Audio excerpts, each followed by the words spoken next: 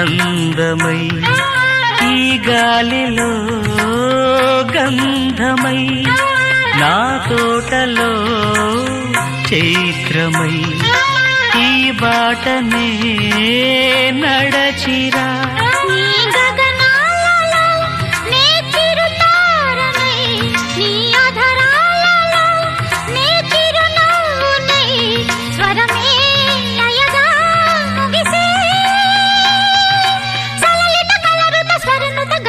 గమకము తెలియకని కీరవాణి చిలకల కలకల పాడలేదు వలపులే తెలుపగా ఇలా రాలిన పువ్వులు వెదజల్లిన తావుల అలికిడి ఎరుగని పిలుపుల అలిగిన మంజుల వాణి కీరవాణి.